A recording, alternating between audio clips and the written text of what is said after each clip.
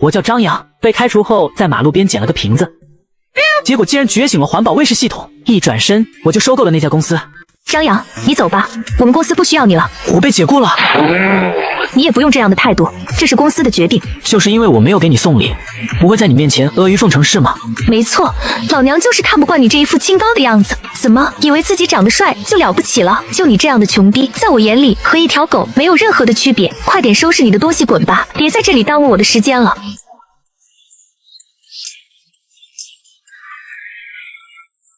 喂，兄弟，你怎么把瓶子乱扔呢？刚一开口，便是看到面前的这一辆宝马早已化作一道黑影，消失在自己视线范围内。恭喜宿主达成随手捡瓶100之成就，环境卫士系统启动，完成系统任务将会获得终极奖励，新手大礼包1到档。是否领取蓝山公司1%股权，现金5000万？领取。恭喜你领取成功。看着银行卡上的数字，张扬的呼吸都是变得急促。就这时，有人给他打电话。张扬先生你好，我是蓝山公司的总经理秦月，你已经全资收购我们蓝山公司，不知您什么时候有时间来签一下交接文件？我马上过来。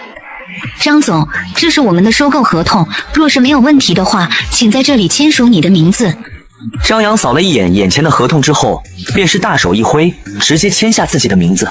张总，这是我们公司的财务报表和各项文件，还请张总过目。看这些文件就算了吧，一切按照以前的进行。好的，不知张总您还有什么其他的吩咐吗？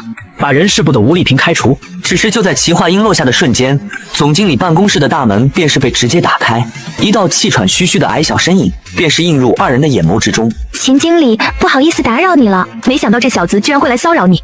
这小子之前我们蓝山集团新来的实习生，因为工作能力不行被我开除了，没想到这小子居然会来打扰您。张扬，你要是还想给自己留点体面的话，最好自己滚出去，否则我绝对不介意让保安将你扔出去。秦月也是有些诧异的看着面前的少年，现在他终于是明白，为何在见到眼前的少年的时候，会有一种熟悉的感觉。你觉得现在你有资格将我赶出去吗？秦总，你放心，我这就将这不知好歹的家伙赶出去。等等，如果张扬依旧是那个小小的职员，吴丽萍这样的做法或许无可厚非，但是如今眼前之人乃是整个蓝山集团的老板，他又怎么容许吴丽萍对眼前之人无礼呢？秦总，这小子心思不正，你可千万别被这小子妖言惑众了呀！你们下面的事情我虽然不管，但是究竟谁是谁非我还是分得清楚的。至于张总是否心思不正，不是你一句话就能断言的。我给你让你成为人事部的经理，不是让你只手遮天，让公司白白流失人才的。既然你没有办法胜任这么一个位置，那么就收拾东西走吧。秦总，这些年来我就算是没有功劳也有苦劳啊，你不能赶我走啊！就是因为你是老员工，我才对你如此的纵容，可你不但不知感恩，反而是变本加厉。难不成你真的以为我会容许你胡作非为吗？都是你，要不是你的话，我也不会失去工作。你给我放开，给我放开！张扬，你别以为你傍上了齐越这贱人就可以为所欲为了，说到底你不过就是一个小白脸罢了。把他给我扔出去！张总，不好意思给你造成了困扰，我马上下发通知，将您收购公司的消息通知下去。好，这些事情就交给你处理了。交代一句之后，张扬便是直接离开，扫了一辆共享单车之后，便是朝着女友徐淑然的公司骑去。作为永城大学的校花，徐淑然在大学时候可以说是有着不少的追求者，但是最后却还是选择了张扬。毕业之后，二人的生活虽说艰辛，但是这些年来却一直都是不离不弃。如今自己的条件得到改善，自然是不能亏待自己的女朋友。恭喜宿主完成低碳出行成就，奖励价值625万的保时捷918一辆。要是已经发放到宿主右边口袋，车停在路易集团 C 区123号。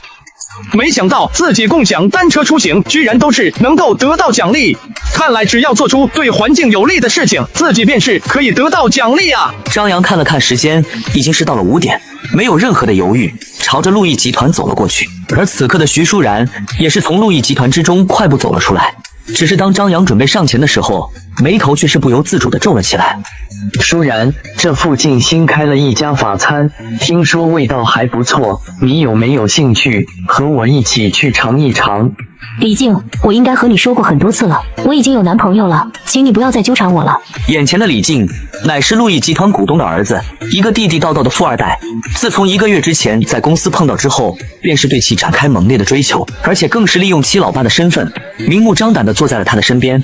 这1个月来，即使徐淑然多次强调自己已经是有了男朋友，但是李静却仿佛全然不知一般，死皮赖脸地跟在他的身后，就仿佛是一块牛皮糖一般，烦不胜烦。我只不过是想请你吃个饭，和你有没有男朋友又有什么关系？而且这一家法餐价格昂贵，你男朋友那样的收入，估计这辈子都不可能带你吃上一次吧。而且就算是你有男朋友，也是可以分手的吧。李静玩世不恭地笑着，早在追求徐淑然的时候，她便是已经将情况打量清楚，对方的男朋友只不过是蓝山集团的一个销售而已，根本是没有任何的背景，否则她也绝对不至于如此的肆无忌惮。我和我男朋友感情很好，并没有分手的打算。以你的身份地位，要找一个陪你吃饭的并不难，你何必要缠着我呢？如果我说今天我非要和你一起吃饭呢？舒然，不是说好让你等我的吗？你怎么自己出来了？转过脑袋，便是看到一个少年面带微笑的走了过来。眼前这少年正是前来接徐淑然下班的张扬。此刻的他虽说面带着微笑，但是拳头却是早已经紧紧的握起。若不是因为这里是徐淑然工作的地方，恐怕他的拳头便是早已经挥了过去。你怎么来了？这不是怕我女朋友被拐跑了吗？哪有，你别胡说。李静，不好意思，我男朋友来接我了。小子，我不知道你是怎么让舒然对你如此死心塌地的，但是今天只要你和他分手，这20万就是你的了。作为一个混迹在最底层的销售，1个月7、8千的收入就已经是极限了，这20万足够让他奋斗2年的时间。张扬微微一笑，面前的支票接了过来，只是就在李静嘴角笑容浮现的瞬间，便是看到他一点一点的将这么一张支票撕成了碎片。不好意思，就算你给我再多的钱，我也不会和舒然分手的。留下这么一番话，便是拉着徐淑然朝着陆毅集团的停车场走了过去。李静的脸色可以说是难看到了极点。张扬，你什么时候买了车啊？不买车的话，怎么接你上下班呢？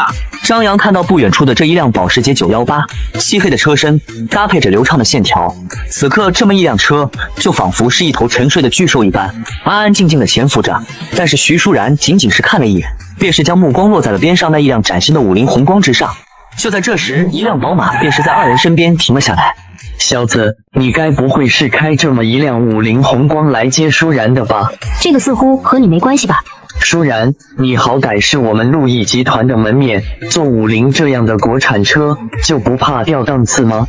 我这辆宝马可是前几天刚买的，60万呢，让你成为我副驾驶的第一个乘客。为了这一辆宝马，他可是在他老爸面前求了整整1个月的时间，方才是答应下来的。比起这么一辆50红光，不知道是高出了多少的档次。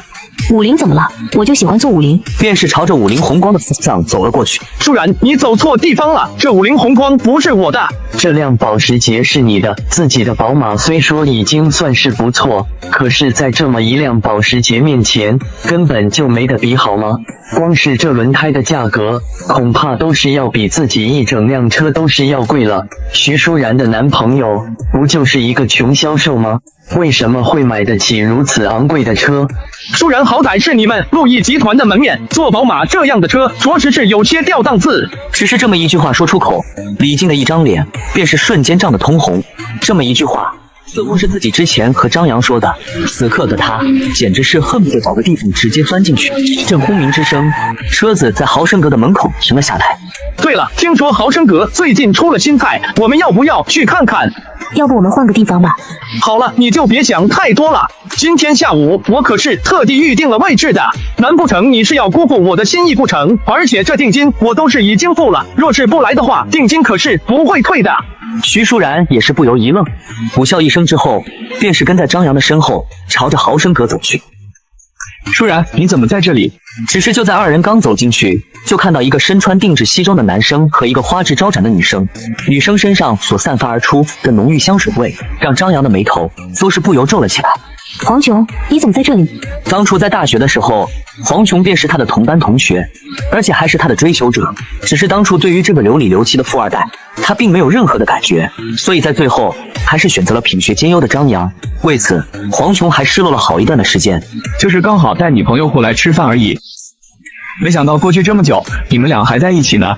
这似乎不关你的事吧？好歹我以前也是舒然的追求者，关心一下我当初的女神不算过分吧？对了，听人说你现在去了蓝山集团做了一个销售是吗？好歹是永城大学出来的高材生，你怎么就找了一个销售的工作呢？你要是实在找不到工作，你可以来找我啊。我爸的公司虽然不算大，但是1年几千万还是有的。你要是找我帮忙的话，我随便给你安排一个工作，不比你现在当销售来的多啊。谢谢，不需要。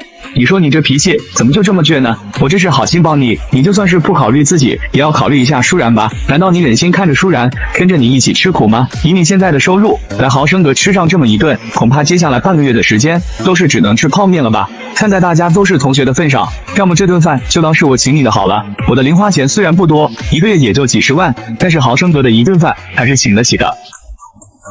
您好，请问您是张先生吗？您的包厢已经准备好，需要我带您上去吗？张扬他不是一个穷销售吗？为什么能在包厢这样的地方吃饭？就算是自己的老爸，也只有在谈生意的时候，方才会在包厢吃上一顿啊。要是没有什么事的话，那么我们就先上去了。张扬，你什么时候变得这么有钱了？等到在包厢落座之后，徐舒然终于是忍不住问道。之前在车上的时候，他便是已经忍不住想问，毕竟和张扬认识这么多年，对方的情况他也是清楚的，就是碰巧继承了一笔遗产罢了。张扬解释道，关于系统的秘密，他显然是不打算告诉任何人，即使眼前之人是自己的女朋友。就算是继承了遗产，你也不能这么浪费啊。听到这么一个解释的时候，徐舒然也终于是放下心来，只是很快他的眉头便是不由皱了起来，看着这满桌的饭菜，不悦地说着，这么一大桌的菜2个人吃，是不是有点太浪费了？你放心好了，吃不完的饭菜我们都打包带回去。恭喜宿主达成节约粮食成就，奖励世纪东方广场一座。我说张扬，你带着女朋友过来蹭饭也就算了，居然还打包带走，你就不嫌丢人吗？浪费食物的人才丢人吧？不想浪费食物，这就是你将公司聚餐的饭菜打包带回家的理由吗？舒然不管怎么说都是我们永城大学的校花，你自己出来丢人现眼也就算了，居然还带着舒然一起，真不知道他当初是怎么看上你的。可能是我长得比较高吧。而这么一句话说出口的瞬间，黄琼的一张脸也是瞬间阴沉了下来。一直以来，身高都是他的硬伤，因为这么一件事情，他也是没少自卑。但凡是他身边的人，也都是刻意的避开这么一个话题。如今张扬说出这么一番话，无异于是在他的伤口之上狠狠地撒了一把盐。长得高有什么用？到头来还不是一个。看到没？这个是宝马最新款的 X4， 市场价50万，是你这个穷销售一辈子都买不起的车。50万宝马，我的确是买不起，我也只能是开得起600多万的保时捷。现在蓝山集团的销售都已经这么有钱了吗？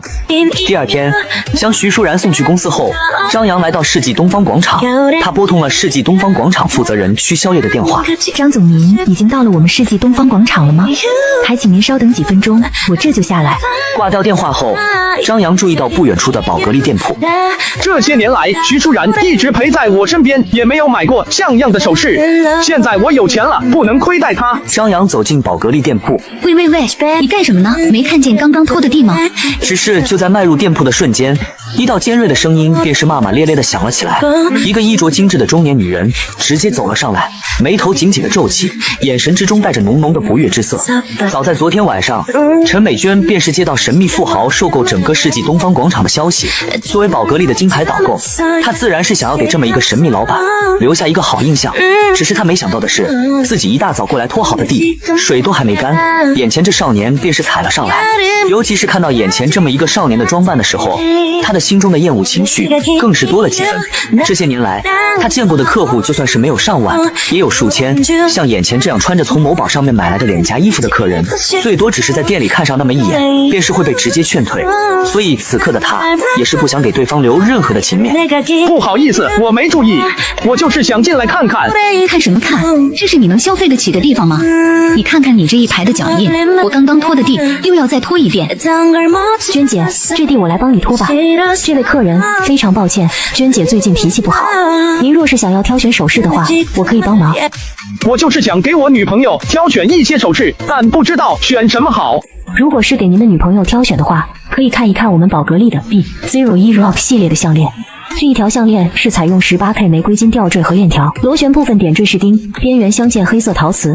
若是戴在您女朋友的身上的话，必定光彩动人。你觉得这一条项链怎么样？先生，这一条是我们宝格丽135周年纪念款，仅仅是用来展示的。梦露，这就是您的不对了。这一条135年的纪念款项链，虽说是用来展示用的，但是我们开店做生意，这位先生既然想买的话，我们又怎么能不卖呢？一个不知道哪里来的穷屌丝，居然还想买135年纪念款的项链，这是脑袋被门挤了吗？连自己几斤几两都不知道。按照市价，这一条项链的价格是1350万，不知道先生您是刷卡还是现金呢？1300多万也不算贵，刷卡吧。先生，您确定要购买这么一条项链？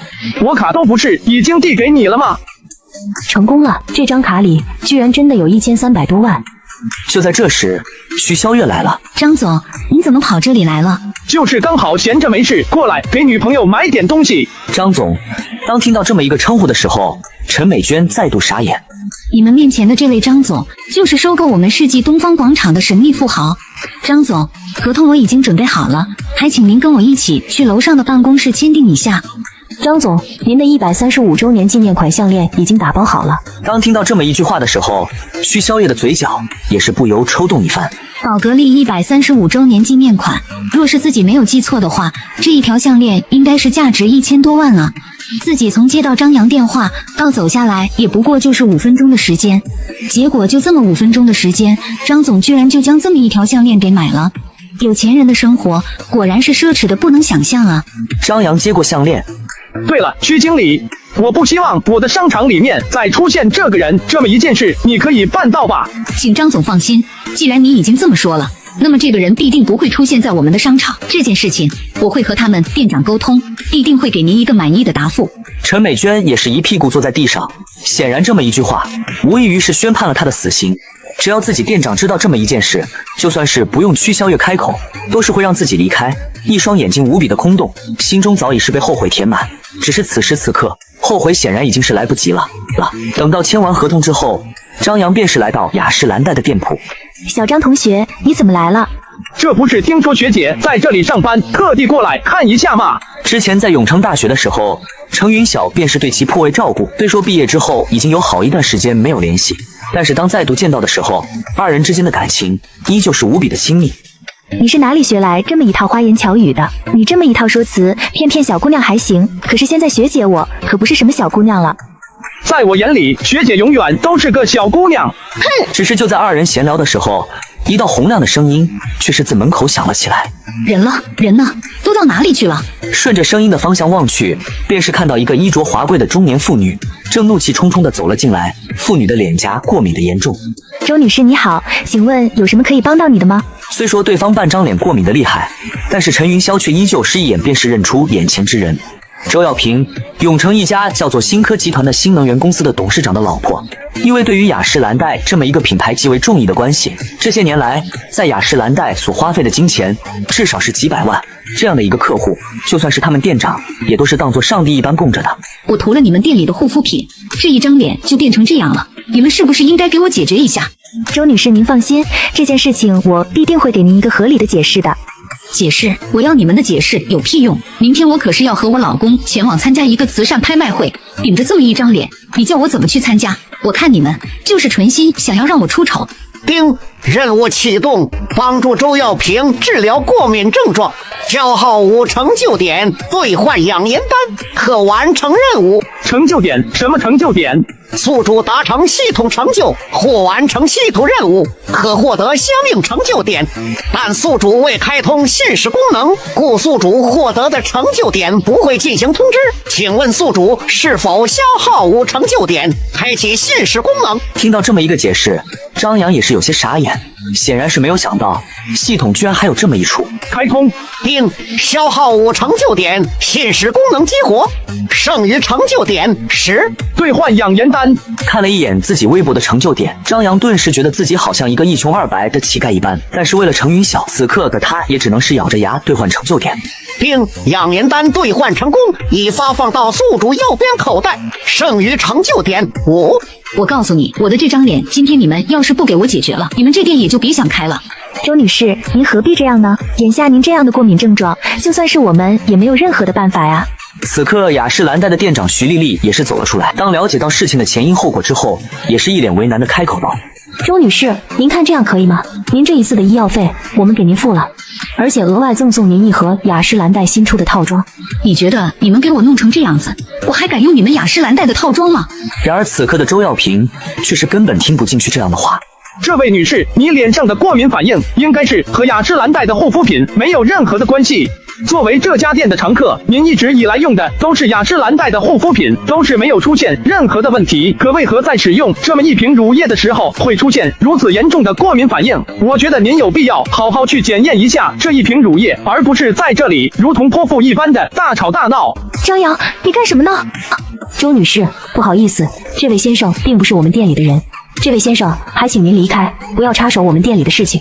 你确定要让我离开？我若是离开了的话，这位周女士的过敏症状可真就不能在今天消退了。对于徐丽丽的这么一番话，张扬也是没有丝毫的恼怒，反而是笑着开口道：对于系统，他显然是有着绝对的信心。你有把握解决我过敏的问题？我既然这么说了，那么自然是有着一定的把握的，就是不知道周女士愿不愿意信任我了。小子，周女士可是我们店里的重要客户，岂容你在这里信口开河？只是在其说出这么一番话的时候，嘴角之上却是勾着一丝笑意。这么一件事情，他正好不知道要如何解决，结果张扬便是站了出来。若是这么一件事情没能解决的话，那么他也正好将这所有的责任都是推卸到张扬的身上。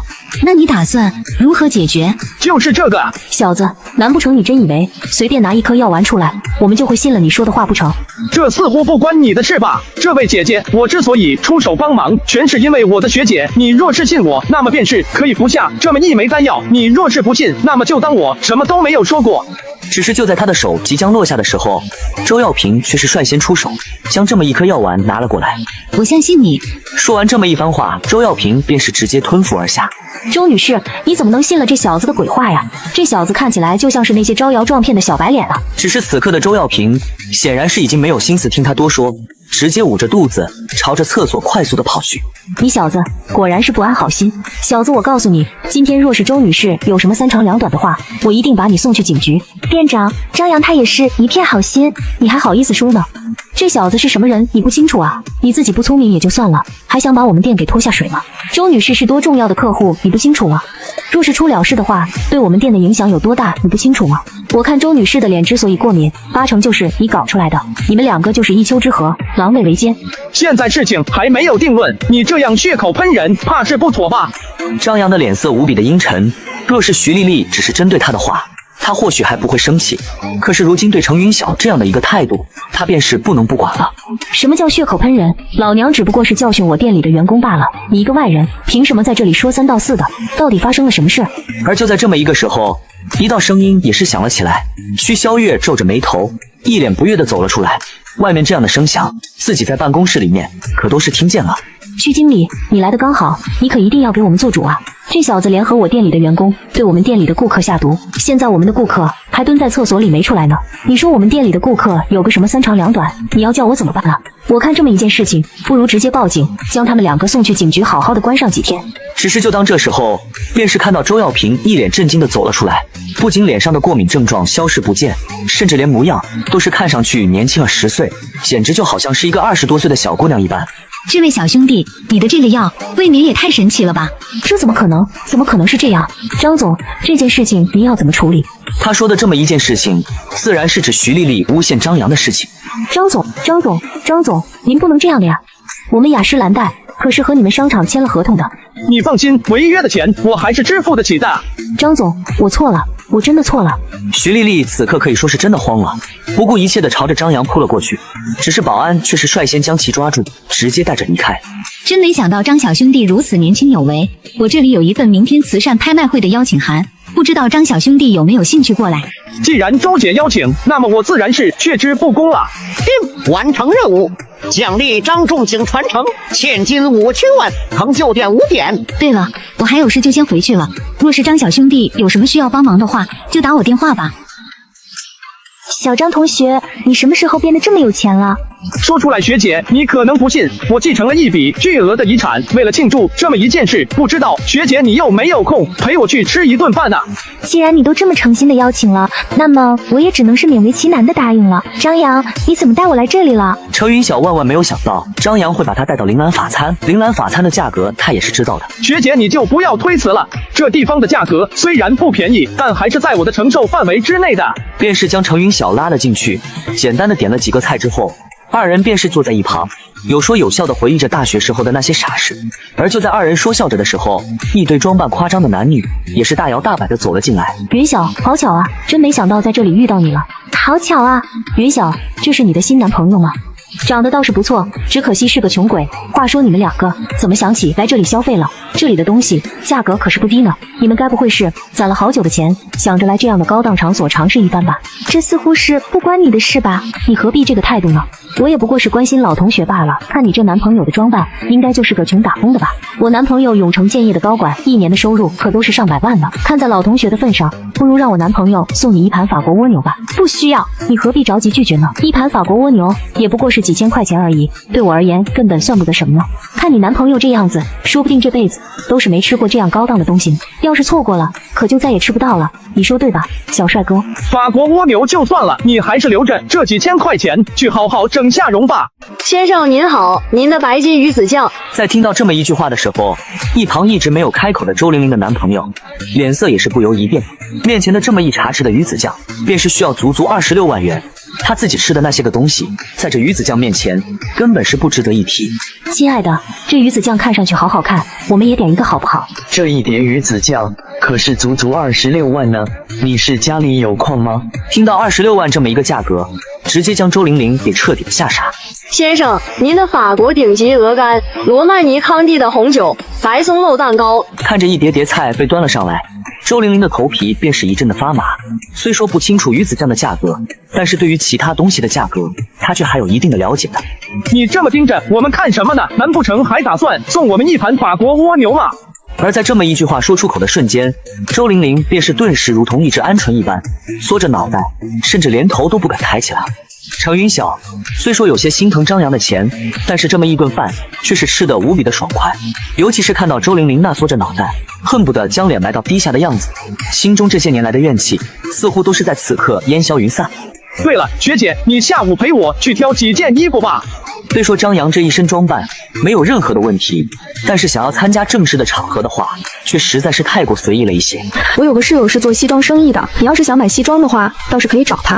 哦，是吗？根据程云晓的指引，很快二人便是来到一家名为倩倩西装定制的店铺。云晓，你怎么来了？我的一个小学弟想要买一套西装，所以就带他来你这里看一看。真没想到你居然还有一个这么帅气的小学弟啊！方倩倩的目光便是直接在张扬的身上扫射起来，随后一丝玩味的笑容便是自嘴角浮现而出，那模样就仿佛是发现了什么不得了的秘密一般。你别想太多了，我们俩不是那种关系。当看到这样的一个笑容的时候，程云晓的一张俏脸便是顿时红了起来，急忙解释道：“毕竟在大学时候，这家伙就没少将他带跑偏。”好，我知道了。被这么一说，方倩倩的一张脸便是顿时耷拉了下来。不过不得不说的是，方倩倩的性格虽然跳脱，但是在西装定制方面还是展现出来专业的一面。不多久，张扬的尺寸便是被其用皮尺量好。你的尺寸我都是已经记下了，不过定制西装需要一定的时间，你要取货的话，还是要等到1个星期以后。倩倩，我学弟恐怕等不到1个星期以后。好了，看在你的面子上，我尽量快点，3天以后过来取吧。3天恐怕也不行。所以你带你学弟过来，就是想要白嫖，让我带他去买西装。方倩倩一脸尴尬，只是当看到程云晓抱歉的眼神的时候，方倩倩也只能是无奈的开口道：“好了，我知道了，我带你们一起去万达挑一套。对了，你们的车停在哪？不好意思，我的车好像只能坐2个人。你们该不会是骑着摩托车过来的吧？”方倩倩只能再度一脸尴尬，甚至有些怀疑应不应该带着这么一个小学学弟去万达挑选衣服。算了，那就坐我的车吧。对于方倩倩的鄙夷，张扬显然是不想过多的解释，只是当跟在对方的身后来到停车场的时候，他也是不由愣了一下，因为自己的保时捷开过来的时候也是停在这边。当看到这么一辆保时捷的时候，方倩倩同样是一阵的傻眼。作为一个马路杀手，她可以说是清楚的知道自己车技有多么彪悍。我去，保时捷这怕是要几百万了吧？若是自己倒车出来的时候将这么一辆保时捷给刮了，那么自己岂不是要赔死？不过看到身后安安静静等着的二人的时候，他也是挤出一丝微笑，三人便是直接入座。只是方倩倩的手心之中却是有那么一丝汗水流出。学姐，你怎么这么紧张？要不我来开吧？您瞎说什么呢？学姐可是老司机了，怎么会紧张呢？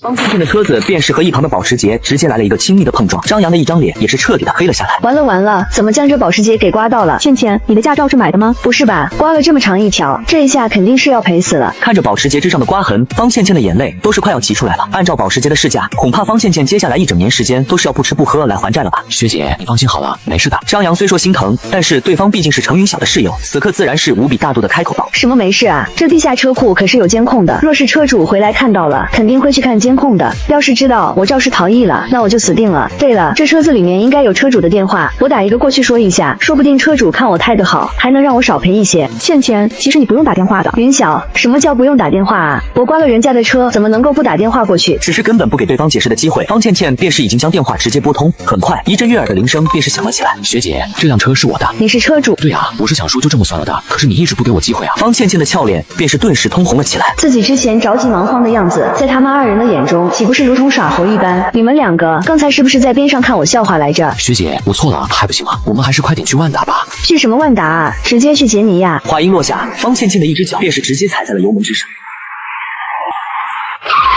好了，这里就是了。准备带张扬二人进去的时候，一道面带无奈神色的人影便是直接将其拦了下来。陆姨，你拦着我干什么？这一次我是带人来买衣服的。因为张扬跟在身后的关系，方倩倩此刻也是底气十足。你确定开门做生意没有拦着客人的道理吧？客人民情吧。虽说心中是极为不情愿的放三人进去，但是被张扬这般盯着，陆姨便是仿佛有一块巨大的石头压了下来一般，无比的难受。咬了咬牙，终究还是将三人放了进去。陆姨怎么将他们放进来了？不是说我们店里不欢迎他吗？这家伙还真是屡教不改。这一次居然还带了帮手一起过来，你们谁上去带客人啊？我是不想去的。虽然是没有一个人愿意上前带客人，不过在西装方面，方倩倩的业务能力还是相当的不错。不多久便是找到了合适的衣服。张扬，这一件羊毛的西装应当是挺适合你的，若是穿在你的身上，必定是无比的合身。你好，可以将这件衣服拿来让我们试一下吗？先生，不好意思，我们店里的服装是不可以试穿的。店里的衣服不让试穿，那么这里的试衣间是干什么的？所以你们吉尼亚这是店大欺客吗？先生，我们不是这个意思。若是衣服在试衣期间出现了问题，可是要你们进行赔付的。我不让你们试衣是为了你们好。陆毅，你别给我惺惺作态的了，你不就是觉得我们付不起钱吗？既然你都知道了，那么我也没必要拐弯抹角了。方倩倩，你自己是什么人？你心里没有点数吗？你就说这段时间你来我们店里多少次了，有多少的客人被你骚扰了，我们不追究也就算了，没想到你反而变本加厉，居然还带着帮手一起来店里闹事。难不成你是真觉得我们好欺负不成？我没有，我这一次是真的给你们带客人过来的。客人，你说的是这小子吗？你也不看看他身上穿着的是什么衣服，我们店里西装的一颗纽扣恐怕都是要比他一身的行头都要贵了吧。所以你评价客人是否买得起你们店里的西装，就是看客人身上穿着的服饰的。小子，你还想在我面前装大头吗？你要是真有钱，怎么不来定制呢？而选择成衣，说到底你就是一个穷屌丝罢了，装什么富二代呢？张扬，我们要不算了吧？学姐，这件事情你就交给我来处理吧。张扬说完这句话，便是冲着不远处的一个女导购开口道：在你们店里消费多少，可以让你们开除一个员工？小子，你还想让我们店长开除我？我告诉你，在我们店里消费100万，便是可以成为我们店里的黄金会员，拥有让我们店长开除我的权利。只是这100万你有吗？这一套西装你们给我包起来，至于定制的也给我来几件，直到凑够100万。一张卡便是直接拿了出来，递到面前的一个小小的导购的面前。我希望这个行业我再也看不到这个人。除去这套衣服的价格，您还需要定制3套西装，方才能够达到100万的消费。您确定要在我们店里进行定制吗？刷卡吧，至于我的尺寸，你们直接问倩倩学姐就好了。很快，刷卡便是直接成功。看着 POS 机之上被打印出来的单子，陆毅整个人都是傻眼了。那么岂不是代表着自己真的要被开除了？而且这一次自己若是被开除的话，那么恐怕这么一行便是再也没有自己的立足之地了吧？陆毅，你走吧。至于你的工资，我们会让店长给你多结一些的。你们秦总，这是我们公司上个季度的财务报表。虽说上个季度我们公司的销售状况还算不错，但是新能源部却还没有任何的产出。如今我们投入的资金已经是大大的超出了预期。若是继续这么下去的话，以公司目前的流动资金，恐怕只能是继续撑1个月了。我知道，如今我已经是在联系新科集团和其他即将新能源公司了。若是能够达成合作的话，相信用不了多久，我们的新能源部便是能迎来转机。秦总，我们知道新能源部是您的心血，但是如今公司的财务已经是入不敷出了。难道秦总您还要这么执迷不悟吗？新科这样的公司乃是我们永城的明星企业，又怎么可能看得上我们蓝山集团？方主管，您这么说就不对了。秦总既然能说出这样的话，那么必定是已经有了解决的办法。我听说明天新科集团会在永城大酒店举办慈善拍卖会，想必秦总此刻应该是已经拿到邀请函了吧？还没有，但是张总肯定是有办法的。张总，秦总说的可是收购了我们蓝山的甩手掌柜？若是我记得没错的话，张总收购我们蓝山之后，便是直接消失不见了吧？甚至连今天这般重要的会议都是没有前来参加。虽说我们蓝山集团是小公司，不一定能够入得了张总的眼，但是我们在场这么多人，可都是眼巴巴的指着张总吃饭呢。可现在看来，他收购蓝山只不过是想要玩玩而已。我看与其这样的话，我们倒不如早点找一个出路，省得等蓝山出事的时候，我们一起给他陪葬。陈少虎，你知不知道自己在说什么？怎么，难不成我说的不对吗？就在这时，张扬来了。不好意思，我来晚了。对了，你们刚刚聊到哪了？继续就是了。张总，这是我们上个季度的财务报表。如今我们新能源部已经是成立半年的时间了，但是却没有任何的产出，而且投入的资金也是已经大大的超出当初的预算。若是如今还要继续投入资金的话，恐怕公司的其他项目都是会受到影响。当听到方静雅这么说的时候，秦月也是不由自主的紧张起来。新能源的研究还是继续下去吧。张扬知道新能源的研发对于环境保护的重要，当初他进入蓝山集团的初衷便是因为这新能源部。可是张总，方主管，我这并不是在和你商量，至于新能源部资金的事情，我自己会解决。张总，您若是执意有继续新能源部的项目的话，我们自然是没有任何的意见。只是如今我们新能源部的产品想要真正的投入市场的话，恐怕还是要和新科这样的大公司达成合作的比较好。听说新科集团明天在永城大酒店举行一场慈善拍卖会，若是张总能够获得邀请函前往的话，必定是能够和新科快速拉近关系。当这么一句话说出来的时候，所有人的目光便是纷纷集中在张扬的身上。虽说这么一张邀请函看起来和新能源部的研究没有任何的联系，但是所有人都是清楚，这么一张邀请函代表的乃是新科这样的大公司的态度。若是张扬能够有这么一张邀请函的话，那么新能源部必定是还有着希望。至于此刻的陈少虎，则是似笑非笑的看着眼前的张扬，显然是想要看看如今的张扬究竟是想要如何的收场。对了，其实我此次过来也是为了这么一件事的。紧接着，张扬拿出邀请函。秦总，你明天若是有时间的话，不妨陪我去一趟吧。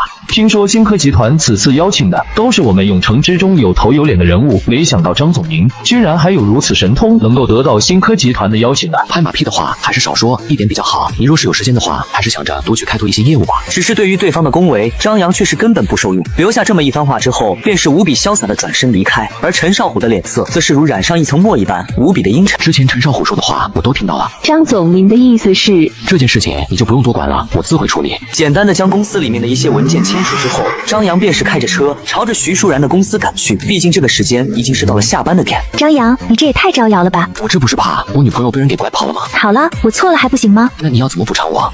被这么一说，徐淑然的一张俏脸也是突然变得通红，随后脑袋便是凑了过来，在张扬的脸上如同蜻蜓点水一般轻轻的碰了一下，随后便是犹如鸵鸟一般快速的缩了回去。表现不错，今天带你去吃好吃的。不了，今天我表姑过来了，我要回家吃饭。虽说有那么一些遗憾，但是张扬还是老老实实的将女朋友送了回去。而在回到出租房的时候，他便是将手机取了出来，准备点上一个外卖。只是就在此刻，一阵敲门之声便是响了起来。罗丹，怎么了吗？虽说在长相之上和徐淑然这样的美女根本没有任何的可比性，但是潘罗丹的身材却是无比的傲人。也正是因为如此，没少遭遇一些社会青年的骚扰。当初因为英雄救美，帮对方赶走一个小混混之后，二人之间便是或多或少有了那么一些联系。没什么，就是家里刚好做了一些饺子，给你拿了过来。好，谢谢了。罗丹，你好端端的送什么饺子？妈，小张哥之前帮了我很多，我给他送点饺子又有什么关系？你就确定人家帮你就没有什么别的想法？你知不知道，今天你柳阿姨早上10点的时候还看到他在小区了，你柳阿姨还想着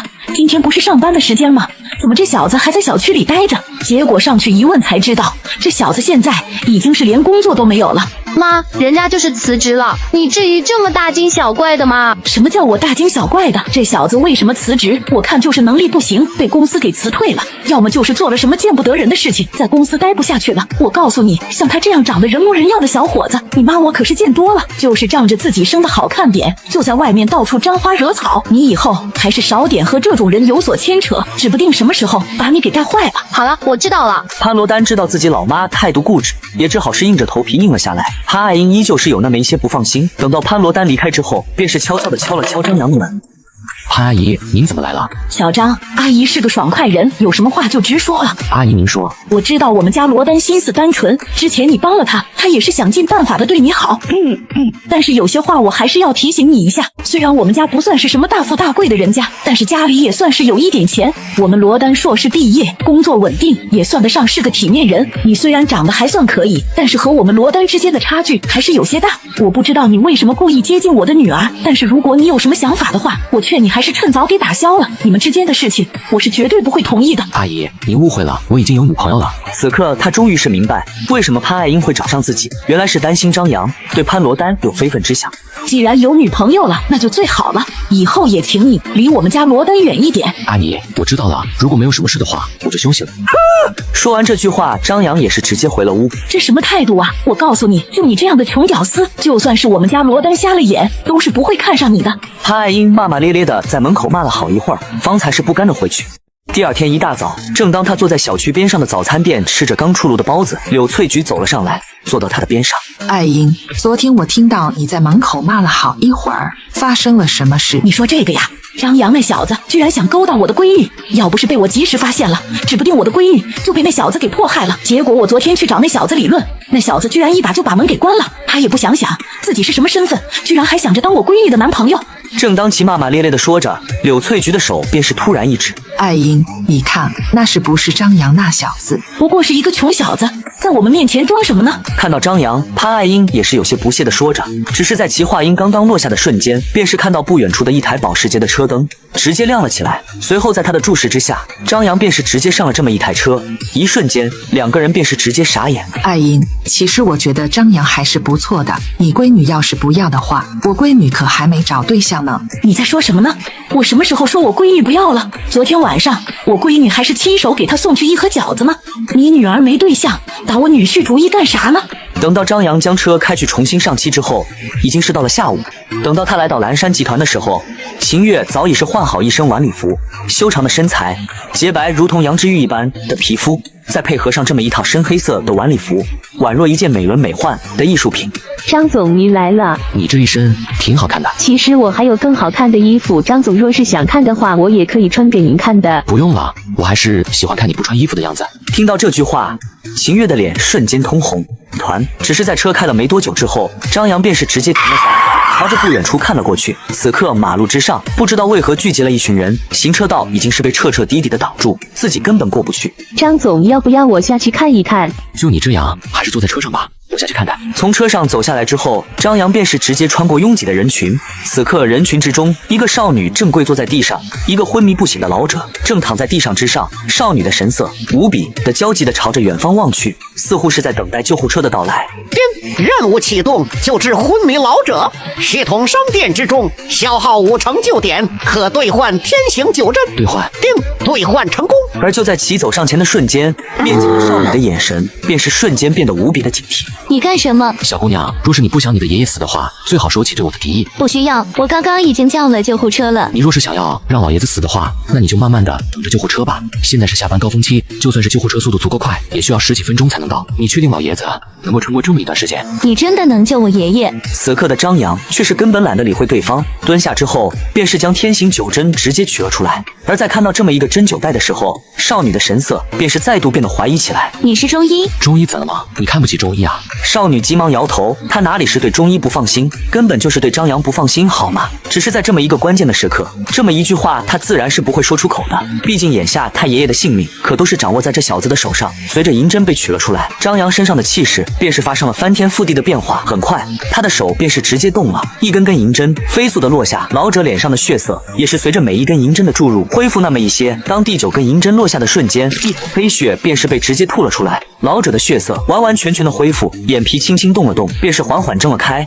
来。好了，你爷爷应该暂时无碍了，只是老爷子如今的身体还是无比的虚弱，接下来1个月的时间需要好好的调养一番。今日我时间紧急，就不和你多说了，等你有空的时候拨打这么一个手机号，到时候我自然是会将药方告知于你。随后张扬便是匆匆的转身离开，邢月和张扬便朝着永城大酒店的方向走去。只是就在2人来到门口的时候，2人的脸上便是都纷纷浮现出一丝诧异的表情，因为此刻在他们的不远处，一个穿着新科集团工作服，正是当初被他们赶出蓝山集团的吴丽萍。哟，这不是张总和秦总吗？没想到2位也来参加我们新科集团的慈善拍卖会呀！真没想到你居然还成了新科集团的员工，这还多亏了你，若不是托你们的福，我也不会知道外面的待遇居然这么好。如今我工作比起当初蓝山集团的时候要轻松不少，待遇却是比当初还要高。张总，若是我记得没错的话，蓝山集团这样规模的公司应该是没有资格得到新科集团的邀请的吧？你这一次该不会又是傍上了哪个富婆了吧？这就不劳你操心了。对于吴丽萍这样的人，张扬显然是没有什么好说的，带着秦月一起便是朝着前方走了过去。只是就在其将手中的邀请函递给面前这个叫做柳荣静的男子的时候，吴丽萍却是一把走了过来，将邀请函直接夺了过去，当着2人的面将邀请函给撕碎。吴丽萍，你干什么？秦总，您不是很有能耐的吗？怎么还想着抱我们新科集团的大腿吗？只是很可惜呀，你们的邀请函没了，连永城大酒店的大门都进不去。柳哥，他们2个人没有邀请函，还想着来参加我们新科集团的慈善拍卖会，你是不是应该将他们2个人赶走？2位，不好意思，若是你们没有邀请函的话，我是不能放你们进去的。看来我这一次还真是低估了你的无耻程度啊！只是你觉得你这样就能拦住我？哦，是吗？难不成张总您还有什么手段吗？你们2个还不快点滚！难不成真的打算让我将你们丢出去不成？只是此刻的张扬却是不慌不忙的将手机取了出来，拨通了周耀平的电话。小张神医，你怎么打电话给我了？是已经到了永城大酒店了吗？周姐，我已经到了永城大酒店的门口了，只是你们的员工似乎对我不太友好，不仅将我的邀请函给撕了，更是将我挡在门口，不肯放我进来。你说什么？这帮不眨眼的小张神医，你等着，我这就下来。小子，你在我面前装什么大尾巴狼呢？我们新科集团的高层之中根本没有姓周的，你就算是要装13，你也先将情况打听清楚吧。只是就在其话音落下的一瞬间，一个巴掌便是直接扇了过来。周耀平此刻犹如一只发了怒的母老虎一般，虎视眈眈地看着眼前的2人。将小张神医拦住的就是你们2个。看着面前这么一个怒气冲冲的女人，柳荣庆此刻也是完完全全的傻眼了。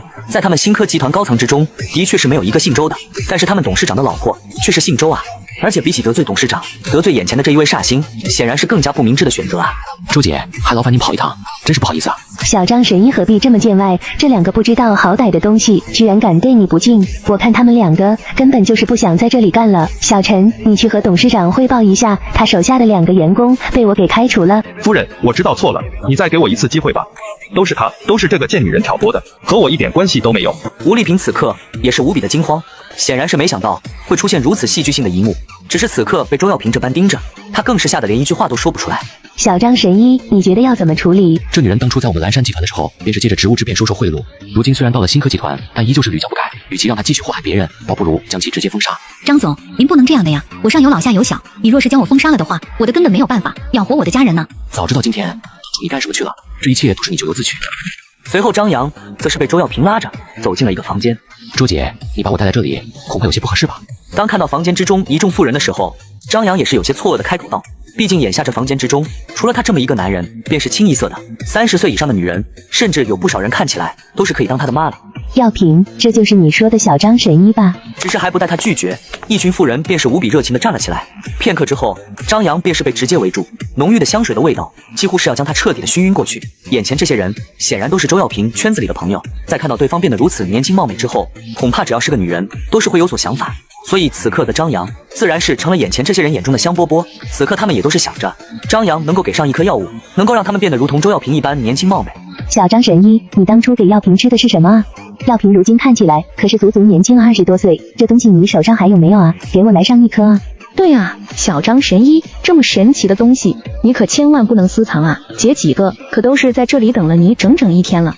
对，小张神医手上若是有这药物的话，可一定要拿出来啊！姐姐们可都不是缺钱的人。各位姐姐，先等一等，之前给周姐的药丸炼制手段无比的困难，而且其中需要的药物更是无比的珍贵，当初我的手上也就只有这么一颗，所以短时间内想要提供给各位姐姐的话，根本就是不可能的事情。虽说自己如今的成就点想要兑换出来1-2颗养颜丹还是不成问题的，但是眼前这么多的女人，就算是兑换出来了，又要给谁呢？而且一旦兑换的话，那么他手头上的成就点便是要彻底的清零。若是日后系统发布任务，再有需要用到成就点的时候，可怎么办？所以眼下这养颜丹是断然不可能兑换出来的。更何况眼前这些人也并不是如同周耀平一般触发了系统的任务。耀平，你该不会是去拉皮了，然后找了一个小孩子来骗我们的吧？一旁一个穿着深黑色礼服的妇女，便是忍不住鄙夷的开口道。这么一句话，让周耀平的脸色彻底的黑了下来。一直以来，新科和光耀便是死对头。虽说表面上两家公司看起来无比的融洽，但是暗地里的竞争却是无比的激烈。而眼前的女人正是光耀集团董事长的老婆董静书。虽说表面上二人以姐妹相称，但是一旦抓住机会，对方绝对是会将她往死了踩。静书，你这话说的，你若是不信的话，你自己走就是了。难不成你觉得我稀罕这么骗你吗？怎么，难道不是吗？小张神医看起来如此的念经，说不定连我的儿子都是要比他大上不少。如今年轻之人又能有多少的经验和阅历，又凭什么能够研制出让人返老还童的药物？这位姐姐，你这话说的就不对了。我给周姐的药物，并非是我研究出来的，而是我祖传的医术上面所记载的。至于这药物的功效，也并非是返老还童，而是将体内的毒素排出。我虽然年纪不大，但是这药物的传承却是已经数千年。如今的我，只不过是将老祖宗的传承加以利用罢了。如今你拿不出来药，自然是要怎么变都可以。我看你啊，根本就不是什么神医，而是一个彻头彻尾的骗子，和周耀平一起合起伙来骗我们的钱。看来这位姐姐对我很不放心啊。眼下的我虽说没有办法立即拿出养颜丹证明我的清白，但是我的手上却是有着另一种老祖宗记载的药方，虽说其效果比起养颜丹要差上一些，但是想要让各位姐姐年轻个几岁，却还是没有任何的问题的。而且这药膏还有除疤的功效，若是各位姐姐不信的话，我大可以当场进行药物的配置，至于效果如何，姐姐一看便知。被这么一说，眼前众多的妇人也都是面面相觑，显然是没想到张扬居然说出这么一番话。不过对方既然已经是开口了，自然是想要试上一试。周姐，麻烦你找来纸和笔来。几分钟后，周耀平便是拿来了纸和笔。张扬接过纸和笔，便是快速的将几个中药的名字写了下来，并交给了周耀平。而周耀平便是直接差人将这药方之上的药物全部采购而来。半个小时之后，当所有的药物都是到齐之后，张扬便是直接找了个空房间配置眼前的药膏。在整整忙碌了2个小时之后，张扬便是拿一小碗药膏走了出来。只是眼前这药膏的味道着实是有些难闻。看着眼前黑乎乎的药膏，董静书便是直接捂着鼻子。小张神医，这就是你配制的药物吗？你确定没毒吗？这药膏的味道虽说难闻，但是效果却是极为不错。这药膏我可不敢试，我们的脸可都是金贵着呢。虽说周耀平的变化让他们无比的向往，但是眼前这药膏的模样却是依旧让他们升起了退堂鼓。就在这时，一个看起来无比文雅的妇人便是直接走了上来。既然你们都不愿意试，那就让我来吧。韩月。而在看到这么一个女人上来的时候，周耀平也是不由一愣，因为眼前的妇人正是他的至交好友萧寒月。因为3年前遭遇了一场大火的关系，萧寒月的脸也都是被烧伤了大半。这些年来虽说恢复了不少，但是脸上的伤疤依旧是无比的狰狞。小张神医，你说你配制的药膏有祛疤的功效，可是真的？自然是真的。既然小张神医这么说了，那么我就将我的脸彻底的交给你了。随后萧寒月便是将脸上厚厚的妆容给卸去，一道狰狞的伤疤便是浮现在脸上。张扬也是将手中的药膏涂抹在对方的脸上。半个小时后，而张扬也是开始小心翼翼地将已经被涂抹的药膏给撕了下来。所有人的目光都是在此刻落在了萧寒月的脸上。而在看到其脸上的变化的瞬间，众人都是纷纷倒吸了一口凉气。虽说萧寒月的脸上的变化并不是太明显，但是女人在容貌之上的观察力绝对是无比的细致。纵使如今这伤疤看起来依旧是无比的狰狞，但是所有人都是能够看出来，比起半个小时之前不知道好了多少倍。而且除了伤疤之外，萧寒月的皱纹也同样是简单了不少。虽说市面上的保养品不少都是有着祛斑淡纹的功效，但是众人却都是明白，所谓的这些保养品只不过是减缓皱纹的出现而已。可是眼下萧寒月眼角的细纹却是确确实实的淡了不少，这样的效果比起市面上的化妆品不知道是强了多少倍。你们干嘛都这样看着我？你自己看看不就知道了。而在看到镜子之中自己的模样的瞬间，萧寒月的泪水便是再也抑制不住的流了下来。小张神医，真的是太谢谢你了，太谢谢你了。对了，小张神医，你能不能也给我配置一些这药膏啊？董静书，你凑上来干什么？你之前不是说我们小张神医是骗子来着？怎么现在还上赶着来找我们小张神医求药了？小张神医，我看你就根本不用理这家伙，反正就是一白眼狼，给什么药膏啊？让他优雅自然的老去好了。耀平，我知道我之前说的话有些重，那不是我不知道小张神医这么厉害吗？你大人有大量，就原谅我这一次吧。好了，既然各位姐姐都是想要这药膏，我到时候自然是给各位姐姐都是配置一份，只是这药膏的保质期比较短，只有1个月的时间。所以1个月之后还需要重新进行培植。至于药物配置好之后，我自然是会送到各位姐姐的手中。至于现在，不知道各位姐姐能不能行个方便，让我出去一下。对了，小张神医，我听说你是蓝山集团的董事长，你这次过来拍卖会是来找我们家老周的吧？真的是你，没想到你们蓝山集团也能被邀请来参加这一次的拍卖会。朱可然是你啊？看你这样子，应该是喝了不少酒吧？真没想到，堂堂蓝山集团的总经理在这里居然只能做一个陪酒小姐，真是心酸可怜呢。这不需要你操心吧？你说你何必拒人于千里之外呢？我不就是作为老同学，想要关心一下你吗？你看你现在这样子，哪里还有当初京都大学校花的样子？在一个男人面前点头哈腰，就算你不觉得丢脸，我都是替你害臊。你说你要是像我一样多好啊，找一个有钱的老公嫁了。你看这个包包，据说是 LV 的最新款。其实我对于包包没有什么偏好的，可我老公非说要给我买上一个。你看这包的颜色，我根本就不喜欢，可是我老公啊，非是要我带着。你说男人啊，有时候对你太烦了，也是一种烦恼啊。你不想拿出来别拿啊，在我面前装什么？对了，不管怎么说，我们都是老同学了，你若是愿意跪下来求我的话，我倒是可以和我老公说上一声，和你们蓝山集团合作一下。不需要。秦总，你怎么在这里呢？你说你喝这么多酒干什么？应酬的事情难道不会交给我吗？小子，你是什么人？我是什么人和你似乎没有什么关系吧？小子，你居然敢这么对我说话，你知不知道我是谁？不就是一只化了妆的星星吗？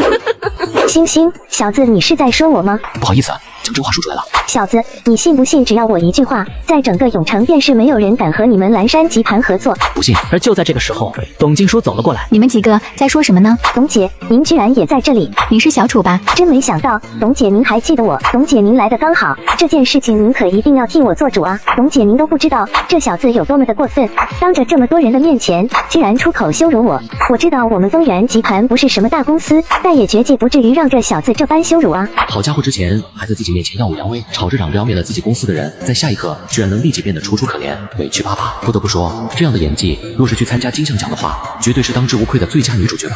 董姐最为看不惯的便是男人欺负女人，再加上眼下的丰源集团和方药集团有着一定的合作，所以这件事情董姐是绝对不会坐视不理吧。以丰源集团的实力，或许对付蓝山集团还有些费力，但是如果再加上一个方药集团的话，那么结果可就是大大的不同了。当初我那么质疑张扬，都没有和我斤斤计较，如此彬彬有礼、宽宏大度的一个人，怎么会去侮辱一个女人呢？再说，就算是张扬出言侮辱了，又能如何？我此次过来，乃是为了之前的事情来向张扬赔罪的。虽说对于之前发生的事情，张扬并没有放在心上，现在自己道歉的话还没说出口，就被楚可人拉着，吵着嚷着要替他做主。要是这件事情，我若是真的做主了的话，恐怕就真的将眼前的张扬给彻底得罪死了。那么到时候这样，恐怕就真的没有自己的份了。虽说我不知道发生了什么事，但是对于小张神医的人品，我还是信得过的。就算是和你产生了争执，也断然不会出言羞辱。难不成你真以为凭着3言2语便是可以让我替你做出了不成？还是你真觉得我会信了你的一面之词？董姐，这怎么是我的一面之词？这小子之前出言不逊的时候，这边上不少人可都是听见了的。董姐，我刚刚确实骂他了。董姐，你听到了吧？这小子自己也说了，刚刚他骂我了。你究竟是做出了什么过分的事情，方才会让品行如此高洁的小张神医对你出言不逊？如果说丰源的董事长夫人是这般的素质的话，我看是真的要好好考虑一下，我们光耀和丰源的合作了。董姐，您可不能这样啊！若是这一次真的是因为自己的关系，光要取消和我们的合作的话，那么恐怕等到我回去之后，我的老公必定是会将我给生吞活法了啊！你不用说了，这件事情我会上报给董事会，由董事会进行决定的。小张神医，小张神医，求求你帮我说句话吧！若是我老公知道我搞黄了合作的话，肯定会将我打死的啊！这件事情我可做不了主。说完这句话，张扬和秦月便是直接离开，而楚可然则是60母腿坐在地上，双眼之中写满了悔恨。将秦月送回去之后，张扬的手机便是响了起来。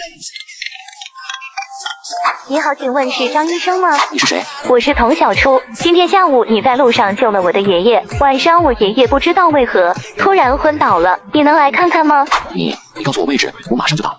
我们在真和苑。大伯，张医生来了。小初，这就是你说的张医生？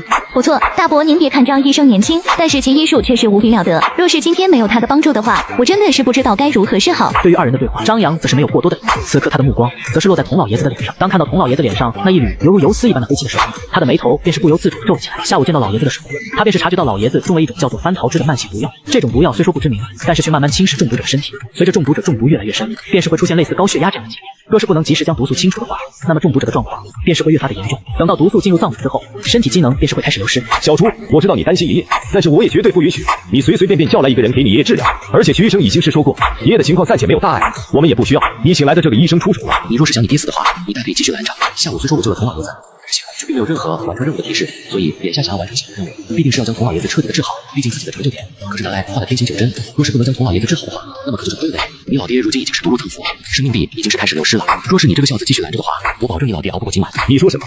中毒？这怎么可能？徐医生已经说了，我爸这是高血压。高血压到底是什么样的庸医，方才会给出这样的诊断？老爷子分明是中了翻炮制的毒，如今只有施以金针对穴，将其体内毒素排出，方才是能救他一命。一派胡言，小子，你说我是庸医？徐医生，这位小哥不是这个意思，你千万不要见怪。察觉到徐守道的怒火，童振兴急忙开口解释，眼前的徐守道，他们童氏集团不知道是花费了多少的功夫，方才将其请了过来。这些年来，若是没有徐守道照料的话，老爷子恐怕都是撑不了这么久。我就是这个意思，就他这样连病人的症状都是看不出来的，又有什么资格被称为医生？小子，你怎么敢如此对徐医生说话？小厨，这就是你请来的朋友吗？大伯，对不起，我这就让他出去。等等，既然这小子说我是庸医，那么想必一定是有治疗老爷子的手段。既然如此的话，那么就不妨请他来好好的展示一番。徐医生，我爹如今昏迷不醒，怎么能任由这小子乱来？童先生，你大可放心，有我在边上看着。若是这小子真的没有所说的这般本事，那么老夫必定是第一个将其赶出去。徐守道的不屑，张扬却是并没有任何的理会。此刻的他将天行九针取了出来。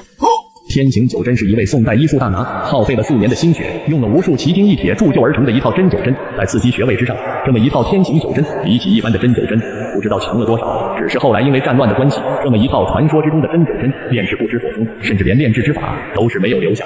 怎么会在这小子的手里？而就在其发呆的功夫，针灸针已经是被取了出来，无比熟稔地落在了童老爷子的穴位之上。经针引穴乃是针灸众多针法之中最难掌握的一种，就算是我，如今都只是一知半解。可是眼前这个看起来20多岁的少年，却是能够做到如此熟练的地步。小子，你对我爸做了什么？闭嘴！爸，你感觉怎么样？看到自己父亲缓缓睁开的双眼，童振兴的2行眼泪便是再也抑制不住地流了下来。